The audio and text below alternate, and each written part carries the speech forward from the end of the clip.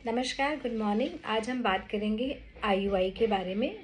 Intra uterine insemination जिसे कहते हैं, ये एक बेसिक सा इलाज है, सबसे सस्ता इलाज है इनफर्टिलिटी में अगर आपको बच्चे नहीं हो रहे हैं तो। मैं डॉक्टर प्रीति, लक्ष्मण सेठ hospital and IVF centre Jhansi से। तो आप इसको लाइक और सब्सक्राइब कर दीजिए जिससे आपको educational videos regarding women and mainly infertility आपको मिलते रहें, और उन लोगों को फॉरवर्ड करिए जिसको इसकी ज़रूरत है, जिसको बच्चे नहीं हो रहे हैं। आज हम बात करेंगे आईयूआई किसको करवाना चाहिए। ओके, सबसे पहले आईयूआई एक शॉर्ट वो है, इसका जो फुल फॉर्म होता है that is intra uterine insemination, मतलब यूट्रस के अंदर हमें सीमेन रखना। ठीक है ना।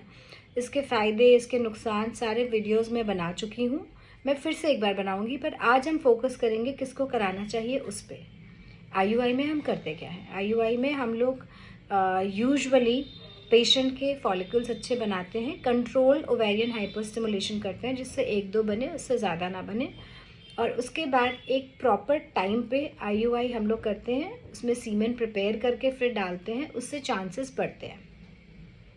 तो अब किसको कराना चाहिए, समझ लीजिए कि आपकी शादी को 1 साल से मतलब आपकी एज 30 से ऊपर है और आप 6 मंथ से कोशिश कर रहे हैं विदाउट यूजिंग एनीथिंग, आपको प्रेगनेंसी नहीं आ रही, या आपकी एज 30 से कम है और आप 1 साल तक कोशिश कर चुके हैं विदाउट यूजिंग एनीथिंग, फिर भी आपको प्रेगनेंसी नहीं आ रही। उसके बाद आप डॉक्टर के पास गए, उन्होंने सारी जांचें कराई, सारी जांचें मोटी मोटी नॉर्मल आई हैं। तो अगर जांचें नॉर्मल आ रही हैं तो फिर आपको आईयूआई पे जाना चाहिए। अगर अनएक्सप्लेन इनफर्टिलिटी है, मतलब सब कुछ नॉर्मल आ रहा है, तो फिर आप आईयूआई ट्राई कर सकते हो। अगर आपकी एज 30 से कम है तो आप 5-6 बार भी ट्राई कर सकते हो, और अगर आपकी एज 30 से ज़्यादा है तो एटलीस्ट 3 साइकिल्स आप ट्राई करिए। अगर प्रेगनेंसी आ जाती है वेरी गुड, अगर नहीं आती है तो फिर आपको एक ऊपर सीढ़ी चढ़ के कुछ और सोचना पड़ेगा according to your doctor. Second thing is कि अगर आपकी एक ट्यूब बंद है, सपोज़ आपकी एक ट्यूब बंद है, एक ट्यूब खुली है, ऑल्दो चांसेस कम हो जाते हैं, बट फिर डिपेंड करेगा क्या कॉज है ब्लॉकेज का दूसरी ट्यूब का, बट स्टिल आप ट्राई कर सकते हो। सबकी अपनी किस्मत होती है, बट आपको ये भी ध्यान रखना पड़ेगा कभी कभी एक्टोपिक प्रेगनेंसी भी हो सकती है।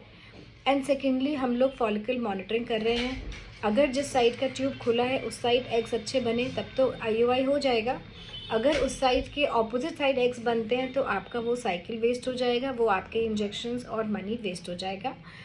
ये सब आप दिमाग में रख के फिर अगर आपका एक ट्यूब खुला है तो आप आईयूआई ट्राई कर सकते हैं, बट डेफिनेटली 50% चांसेस कम हो जाते हैं। नेचुरली जो चांसेस होते हैं, जो इंटरनेशनली चांसेस होते हैं आईयूआई के प्रेगनेंसी होने के, they are between 10 to 18%, 20% maximum. लेकिन अगर सब चीज़ों के संग करा जाए, ओवेरियन स्टिमुलेशन वगैरह सबके संग, तो 25% तक जा सकते हैं, लेकिन अगर आपका एक ट्यूब बंद है तो 50% कम हो गए।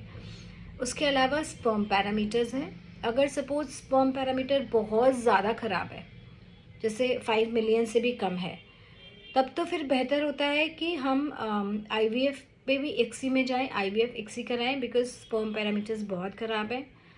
फिर भी अपनी किस्मत होती है, अगर यंग एज है तो आप ट्राई कर सकते हो, अगर बाकी सारे फैक्टर्स ठीक है, पेशेंट का एएमएच ठीक है, अंडे ठीक है, अंडे प्रॉपर बन रहे हैं, तो आप ट्राई कर सकते हो, क्योंकि बच्चा तो एक स्पर्म से आना है, लेकिन अगर कम होता है तो चांसेस कम हो जाते हैं। अगर आपका ऐसे कम है लेकिन बहुत कम नहीं है, तब तो आपको डेफिनेटली आईयूआई ट्राई करना चाहिए। और एटलीस्ट जो मैंने बोला, अगर 30 से एज कम है तो 5-6 साइकिल ट्राई कर सकते हो, above 30 3 cycles are more than sufficient. अगर प्रेगनेंसी होनी है उससे तो हो जाएगी। अगर सीमेन पैरामीटर्स देख लीजिए और बाकी सारे पैरामीटर्स देख लीजिए, ट्यूब्स खुले हैं, बाकी सब ठीक है। अब हम आते हैं एज पे पेशेंट की। अगर जो फीमेल की एज कम है तो डेफिनेटली चांसेस ऑफ आईयूआई से प्रेगनेंसी होने के चांसेस बढ़ जाते हैं। क्या होता है, जैसे कि जो भी बीमारी है जिसके कारण हमारे फॉलिकल्स नहीं बन रहे हैं, वो जितनी ज़्यादा एज होती जाएगी उतनी ज़्यादा बीमारी बढ़ती जाएगी। सेकेंडली, एजिंग एग कभी भी अच्छा नहीं होता, तो जितनी एज बढ़ती जाएगी उतने आपके एग्स की जो क्वालिटी है वो डिक्रीज़ होती जाएगी। जो इंटरनेशनल स्टैंडर्ड्स हैं, जो इंटरनेशनली बोले जाते हैं, वो इतने ये है कि अगर 30 से एज कम है तो आपके चांसेस हैं लगभग 18 to 20% प्रेग्नेंट होने के। अगर आपकी एज 30 से 35 है तो ये लगभग 10 to 13% रह जाते हैं। अगर आपकी एज 35 से लेके 38-40 तक है तो आपके चांसेस रह जाते हैं लगभग 9-10%। और अगर आपकी एज 40 से ज़्यादा है तो वो बहुत कम रह जाते हैं, लगभग 3-5%। And these are international standards, जो इंटरनेशनली रिसर्च में सामने आया है वो है। सो अगर आपकी एज कम है please try IUI if all other factors ठीक हैं। और अगर आपकी एज ज़्यादा है तो डिपेंड करता है, अगर बाकी सारे ठीक हैं तो आप 2-3 बार IUI ट्राई कर सकते हैं। अगर फिर भी प्रेगनेंसी नहीं आती तो आप IVF पे जा सकते हैं। अब सबसे लास्ट और अहम सवाल है कि हम IUI कहाँ कराएं। IUI अगर ढंग से नहीं हो रहा है then it doesn't make any sense, because normally भी आप लोग हस्बैंड से मिल रहे हैं, सब कुछ कर रहे हैं। इसलिए IUI एक ऐसे सेंटर पे होना चाहिए जहाँ IVF भी होता हो, और ऐसे सेंटर पे भी होना चाहिए जहाँ पे सीमेन खुद ही प्रिपेयर हो। कभी भी जो डिस्टेंस होता है, अगर IUI सैंपल कहीं और से प्रिपेयर होके आ रहा है फिर आपके अंदर डाला जा रहा है तो definitely chances of getting pregnancy बहुत कम हो जाते हैं। एक IVF सेंटर चुनिए। ऐसा बिल्कुल भी नहीं होता है कि जो IVF सेंटर्स हैं वो सिर्फ IVF करेंगे, पूरा बेसिक इनफर्टिलिटी सब कुछ करते हैं। क्योंकि IVF सेंटर में क्या होगा, एक IVF लैब अच्छी होगी, एंड्रोलॉजी लैब अच्छी होगी, सीमेंट का जो मीडिया आएगा वो अच्छा आएगा, टेक्नीशियन जो होंगे, जो टेक्निकल स्टाफ होगा जो सीमेंट प्रिपेयर करता होगा वो अच्छा होगा। और आप ये देखिए कि वो आपको हमेशा प्री एंड पोस्ट सीमेन दिखाए। माइक्रोस्कोप में आपका सीमेन लिया तो आपको दिखाया कि क्या कितने स्क्वायर्स में कितने चल रहे हैं, कितनी मोटिलिटी है, कैसी मोटिलिटी है। और उसके बाद जब हमने सीमेन प्रिपेयर कर दिया उसके बाद कितना फ़र्क पड़ा मोटिलिटी में, काउंट में, इन सब चीज़ों में।